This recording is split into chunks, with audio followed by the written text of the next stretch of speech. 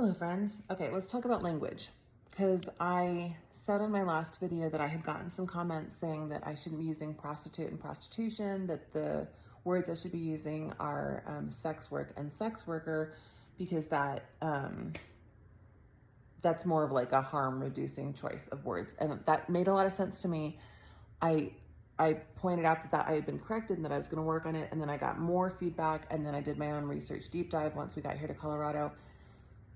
This is an ongoing conversation, and I really welcome feedback because there's a lot of complexity here. So, sex work and sex workers has been language that's been adopted with this idea that it's more empowering, and that it sort of takes away that like criminalization of, oh, you're a prostitute, you engage in prostitution, that sex work and like being a sex worker, has a better tone. Then there's this argument against that, saying that it doesn't work for women who that the idea of saying that it's sex work falsely implies that it's always a choice that is made willingly.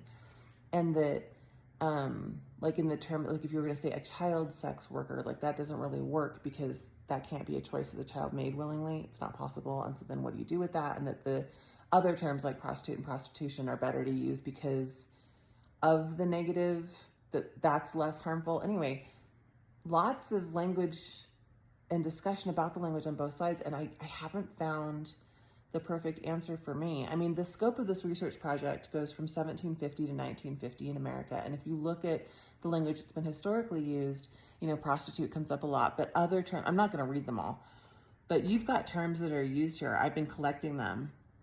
And it's things like you've got, working girl, soiled dove, lady of the evening, prairie nymph, demi-mondaine. I'm not sure if I'm even saying that right. Street nymph. I mean, there's a lot of, I'm skipping around because a lot of these are words that I don't want to say out loud on social media or anywhere else. And it's interesting too, because like this book that I'm in this one right now, Upstairs Girls by Michael Rutter. He's talking about prostitution from a historical standpoint, and these things that happened to these women and how a lot of them weren't good.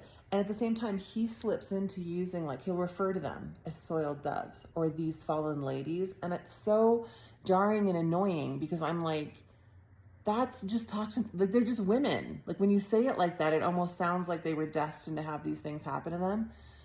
So this conversation around language is fascinating. I would love to hear more feedback. And I'm going to keep mulling over trying to find the language and the terminology that it feels comfortable for this project. But I want to keep an open mind because I'm learning so much as I do this.